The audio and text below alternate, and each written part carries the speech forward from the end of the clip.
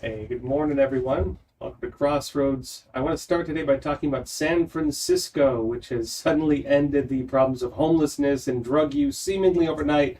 Because guess what? Xi Jinping, the head of the Chinese Communist Party, is coming to visit. And people are rather unhappy about this because they're saying, well, you could have fixed this the entire time and for some reason chose not to.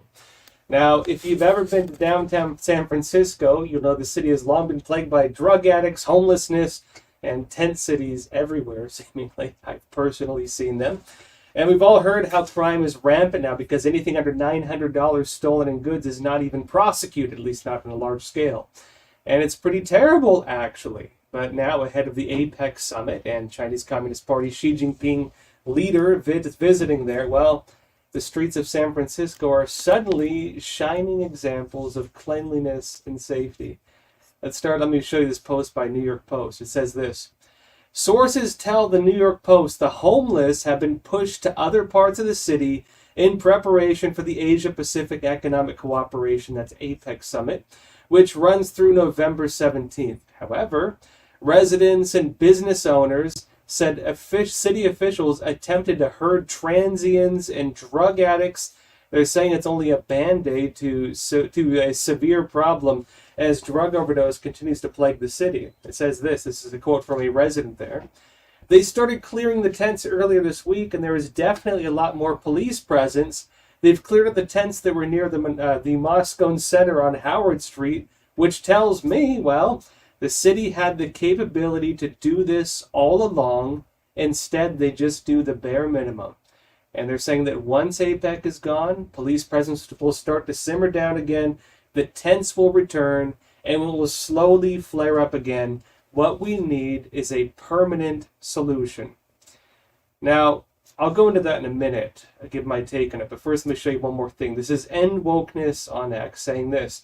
They showed a video of what the city now looks like. You see the black fence barricades lining the streets of downtown. And it says this: San Francisco's homeless population was entirely cleared out for Xi Jinping. The government can easily fix our cities overnight. It just doesn't want to. Now, local leaders aren't even denying it. In fact, California Governor Gavin Newsom is saying as much during an unveiling of the Clean California Project, which is what they're calling it. Watch. I'm really excited. I know folks say, oh, they're just cleaning up this place because all those fancy leaders are coming into town. That's true, because it's true. As in Gavin Newsom for you. Now, this shows the public the problems of crime, homelessness, and general chaos in San Francisco. They can be easily fixed. The politicians, for some reason, are just choosing to not fix it. Now, my personal take on this, there's three possibilities. Three reasons I would say that are causing this. One would be liberalism taken to an extreme. The permissive laws, absolute tolerance, when pushed to the extreme, means you tolerate everything. And what happens when you tolerate everything? Well, it means you tolerate crime. It means you tolerate homelessness. You tolerate drug use. You let people do as they will. And what becomes evil then is an inversion of normal law. What becomes evil is not crime and permissiveness, but instead the criticism of those things. The other would be the Cloward-Piven strategy, the pushing of something to an extreme in order to cause its collapse. And the third, I'd say, would be subversion to cause demand for extreme security. And this is something to pay attention to because while people right now are watching these essentially police state get formed in San Francisco, and a lot of people are now saying, hey, this is great. Why can't we do this all the time? I'm going to dig into the three of these. So first off, on liberalism when taken to its extreme. The world right now is essentially under a liberal democratic world order. And that essentially means it's liberalism. It's permissiveness. It's leniency. And, I of course have no problem with liberalism, especially classical liberalism. I'm a big fan of Frederick Bastiat, for example, who wrote, of course, The Law. I think libertarianism reflects, more of the conservative brand of liberalism. Liberalism, in its true sense, is a belief in, you do you, I'll do me, and don't bother me, and I won't bother you, essentially. It's this idea of kind of stay out of my business. You allow people to engage in the basic choices of basic freedom. The exception to that is when your choices infringe upon the rights of others, which is where traditional law would come into play. If you push that to an extreme, though, what you end up with is essentially absolute tolerance. And absolute tolerance, once enacted, essentially means, well, what you have in San Francisco and New York, which is people doing drugs on the street, open prostitution, and then, of course, state protection of these things. It's a system whereby morals are inverted, and the government protects immorality rather than protecting morality. What is considered evil then is if you engage in hate speech. You have moral values that would criticize the actions happening around you. You have moral values that do not support the chaos and the lawlessness around you. That is the problem, I'd say, of liberalism when taken to an extreme. The other would be the Cloward-Piven strategy. Essentially, it's the idea of putting so much weight on the system that it eventually collapses.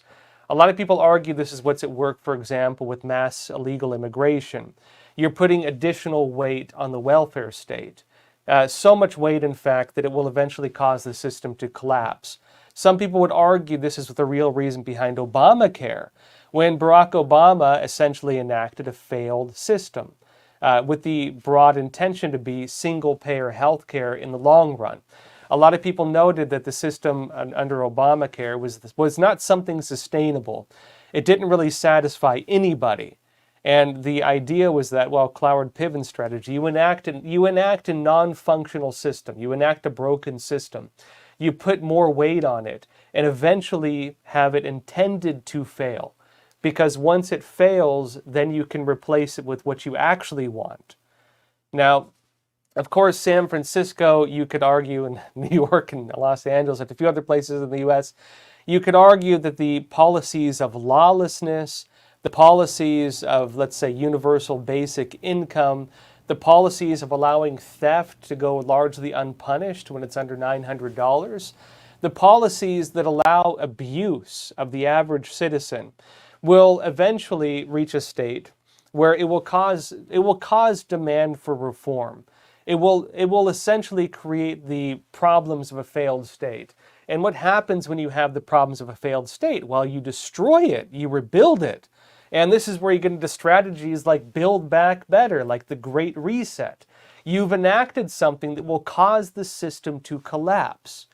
Now, anybody who understands, I'd say, communist dialectics would understand the strategy behind this when it comes to Marxism and just general socialism.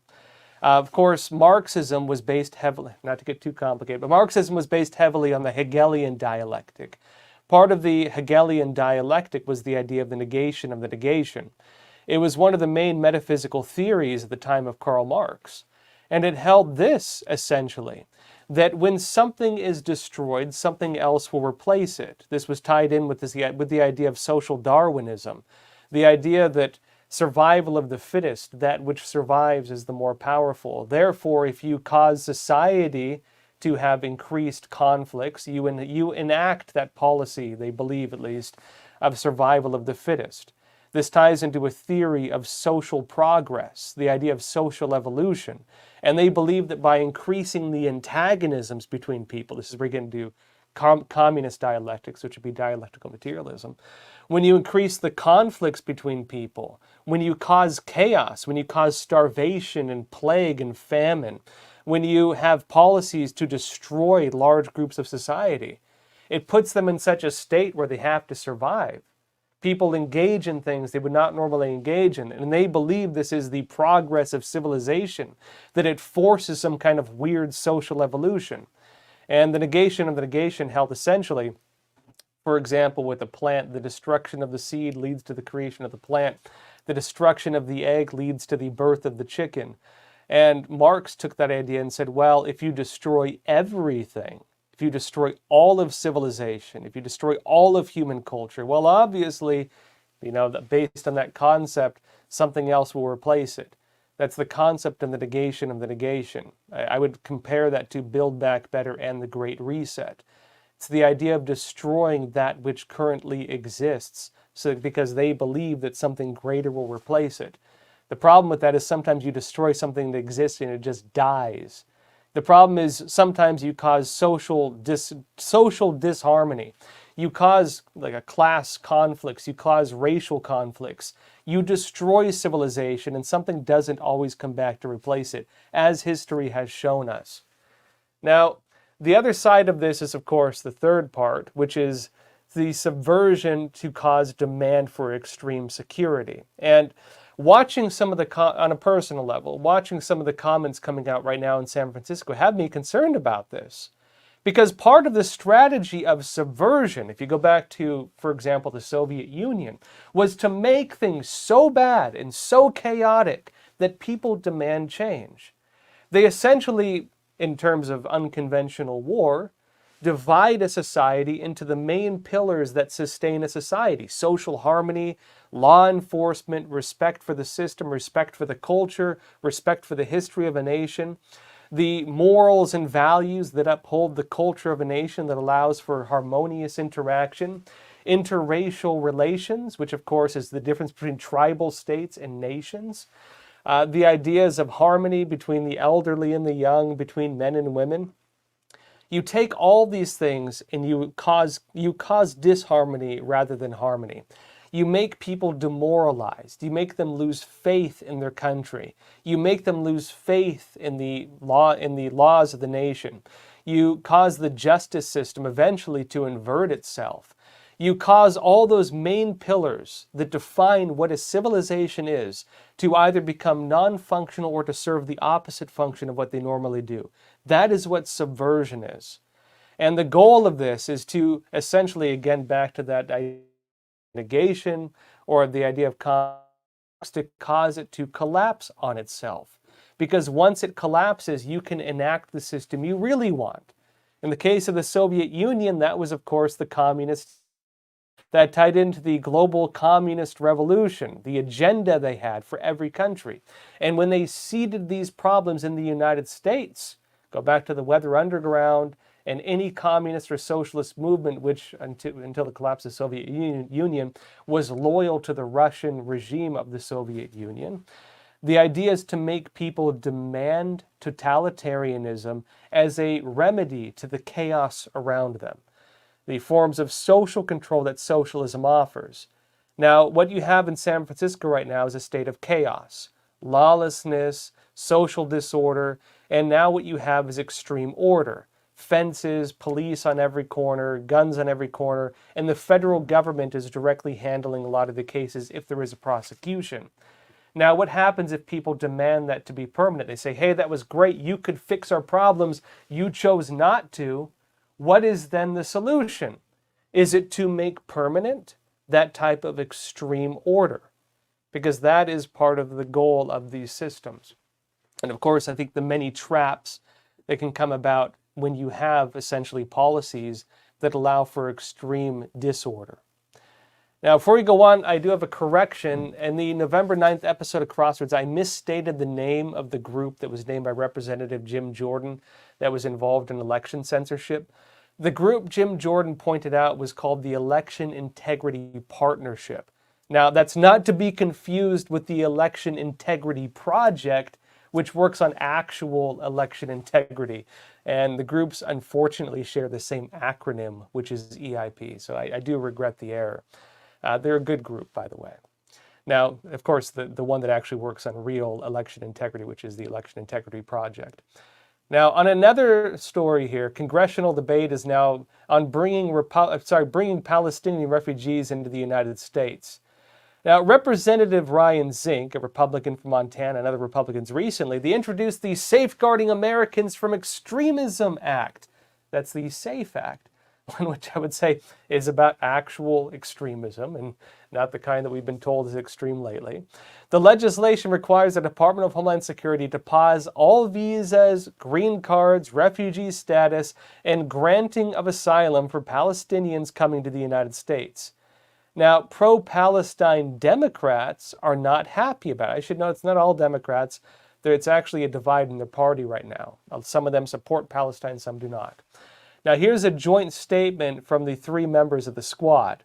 They say, as the 3 Muslim members of Congress, we are horrified by Representative Ryan Zink's recent introduced bill to pause all visas, refugee status, and granting of asylum for individuals holding a passport issued by the Palestinian Authority indefinitely, and to revoke others. Using the full power of the state to target and persecute a particular ethnic group or nationality is fascism and pure bigotry. And further, when they state, though intended to target Muslims, this bill would also hurt Palestinian Christians who will be targeted by these provisions. Now, briefly on that, they're right to an extent. There are actually some Christians in Palestine, and those people looking to flee and get refugee status would be impacted by it. On a personal note, though, I doubt these individuals really care about Christians based on what we've seen in the other statements around religion and morals in this country. And the problem, of course, is that many people in Gaza are raised and educated to support terrorism. It is a culture built around it. Hamas is a democratically elected government for Gaza. Here's a video, for example, from a Gaza graduation ceremony for kindergartners back in 2018. Watch.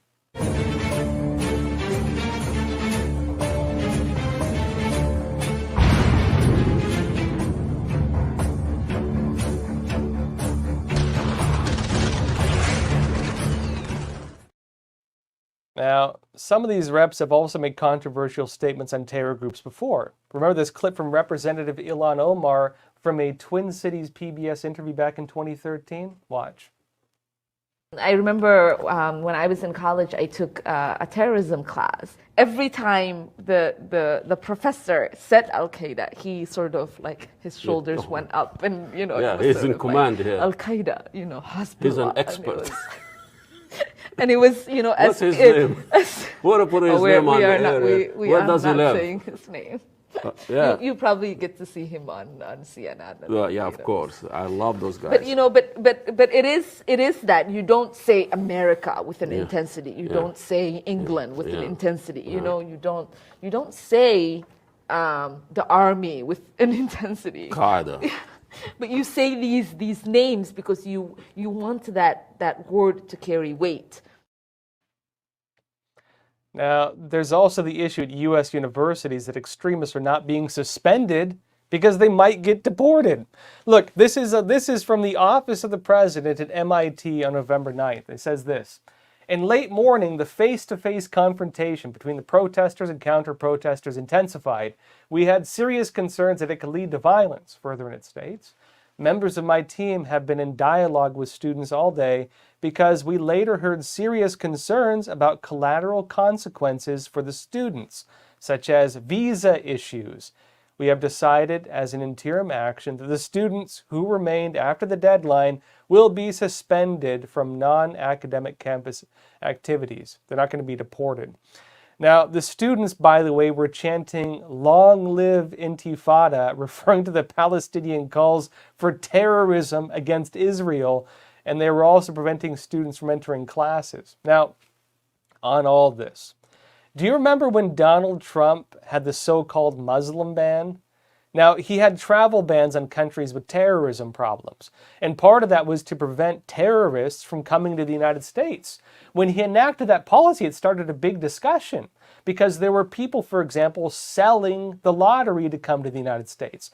There were groups within governments managing who got to come to the United States, meaning it wasn't just random. It wasn't like a Christian in Palestine could just, randomly get a visa to come to the U.S. It was that the governments of some of these countries or powers in some of these countries were hand-picking who gets to come to the United States. And as part of that policy, there was either corruption involved where they were charging money, hey, buddy, you get to go, or it was them selecting who gets to go to enact their policies, whether it be terror threats or whether it be something else. Now, on that note, of course, terrorism in the United States was pretty dang gone as far as I saw it, or mostly gone during that time. But Trump is, of course, now saying that if he gets reelected, he's going to expand that travel ban. Now, that was during a campaign speech in Clive, Iowa. Watch. But as I've already said many, many times before, I will immediately reinstate and expand the wildly successful Trump travel ban on entry from terror-plagued countries, territories, and places. Next, we'll implement strong ideological screening of all immigrants to the United States. No longer will we allow dangerous lunatics, haters, bigots, and maniacs to get residency in our country. We're not going to let them stay here. In addition, we will aggressively deport resident aliens with jihadist sympathies. We have to. Now, on that, of course, part of the argument is whether we are importing terrorism into the United States. Now, if you look at what's happening on the campuses right now in the U.S., you have actual jihadist groups and socialist groups that are doing it essentially, as some people have said, for fashion. You have most of these protests being organized by world socialist organizations, Democratic Socialists of America and others like it. These are not, in other words, just Muslim groups. They are socialist organizations using the Palestinian narrative to advance a social agenda. Now, that being said, you ironically have a divide among, of course, Jewish students and a lot of Democrats as well, who don't agree with that extreme element of their party. And on this as well, you have videos, for example, of people harassing people based on their race. You have these essentially Palestine supporters or Hamas supporters openly harassing people who are Jewish. And it's causing a pretty big rift, not just within schools, not just within the left, ironically, but also with Democrats, and interestingly, to the point where it's impacting Joe Biden and probably his future run for president. Now, on that note, one of the big questions remains, do you deport people who support terrorism? I would say that they're throwing people in the gulag, essentially. They're throwing people in solitary confinement.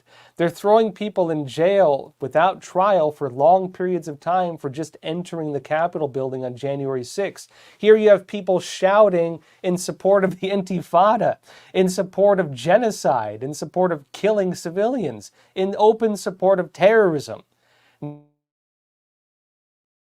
Not only are they not being arrested, not only are they not being punished, they're not being properly treated within the schools because they are worried they will be deported based on their pro-terrorist statements if they're punished.